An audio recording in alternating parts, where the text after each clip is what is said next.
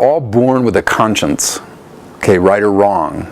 Does everybody agree with that? Pretty much. I mean, they say there's people that are born without it, but I think actually stuff happens that causes that to get dislodged from the emotional stuff that goes on in our brains when we're little. But for the most part, the average person is born with a conscience.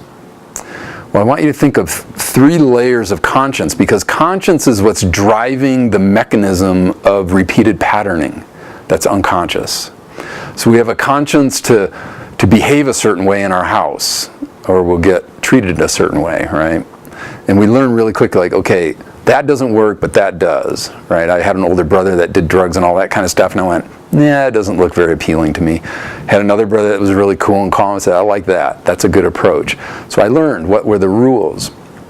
We have different rules that our conscience understands of going to a synagogue or a church, going to the grocery store, or going to a friend's house. One friend's house versus another. They may want you to take off their shoes, another one doesn't care, right? So we have this thing called the conscience that is tracking all of this all the time. In fact, it will know when it walks into a house some of the behaviors immediately without you even saying anything. Does that make sense? We'll just pick up on it. We'll see, okay, this person's really neat, this person's really tidy, they have their shoes perfectly lined up, and that kind of thing. So we will make judgments and inferences out of that. So this conscience is driving a lot of our motives without us even realizing it. It's always going on. The second layer is the family system conscience. So we know now from Bert's work, after 40-some years of doing family constellations, that there's a systemic pattern that gets passed down from generation to generation. And that conscience is different. It's very unconscious. It binds us. We get caught in dynamics between a grandfather that left early, that never explained why, and people made him wrong and cast him out of the family.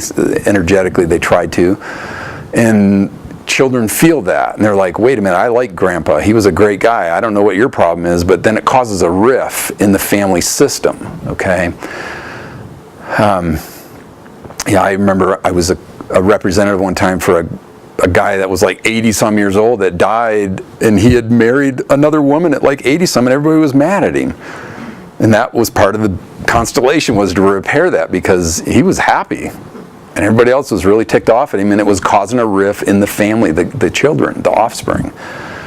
Okay, so that's the second layer, is the family system also causes this conscience to pick up on dynamics that we need to behave around, okay? It's purely unconscious. And then the third level is the soul level. And that is this movement that comes through us that our soul wants to complete while it's here. And this is probably one of the most important for those around our age, because people around 38 to 45 on up are starting to move into what we call midlife crisis. Midlife crisis is really about the patterns we adopted when we were little to kind of persona, what I call personas. We mask how we really want to be, to cooperate, that conscience thing, to not mess up the status quo, these kinds of things, right? We want to just behave a certain way. Well, that messes us up, okay?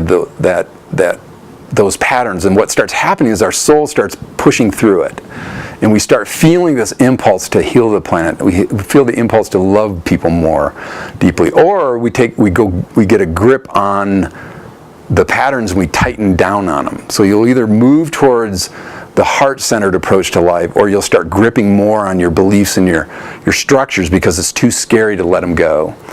I don't know if any of you know those kind of people. I know a few of them. But the point is that if we grip on it more, it'll just wreak havoc on our bodies, okay? Emotionally, spiritually, all levels, mentally. So what we're after is this release. We're after, what is the flow that wants to move through us? And that's where family constellations are really powerful. They're going to bring to light tonight, they will bring to light this sense of, what did I adopt when I was younger that took on... Yeah, welcome. Come on in. So is this making sense? So what we're after here is understanding what are the family systems that have got people locked down. Just you can just sit there. That would be great. And soon people will be standing and there'll be seats available. Okay, so you won't be on the floor the whole night. But thank you for coming. Okay, yeah, appreciate it. So so what tonight will reveal are some of these patterns, and it's uncanny how accurate it is. Bert has done this for over 40 years. I've done it myself for, 13 now. And it's astounding what comes out of this and then what people report later. Like some people get shifts immediately. Their life just literally transforms, and others it just starts unfolding over time. Okay? So that brings me to the last piece, which is we all have habits and we have patterns, and those don't just change by some magical trick. Whether it's a constellation or some kind of a therapy session, sometimes you do, you get it and you just, wow, and everything's different, but that's rare. We still have our patterns, we still have our behaviors that we've been clinging to for a long time. So don't think that they just go away when you do this constellation thing. Okay, I like to make sure people are clear about that. Now what can happen is some really profound insights that start unfolding as time goes by. And sometimes it won't make sense. I did one up in Vancouver, BC 2 weeks ago, and immediately there was 4 abortions that never got acknowledged, and this woman was devastated. She's like, why are you bringing this up? I'm like, that's what wants to come through right now. You know, and I'm just there to facilitate whatever is trying to be seen by the images that she needs to see to resolve her inner conscience, if we draw it back to the conscience. Okay, so at some level her mother didn't honor those babies. Okay, so yeah, anyway, that's what happened a week or so ago. So just be open, be curious. If you're in a constellation role as a representative and you're confused, just say, I feel really confused right now.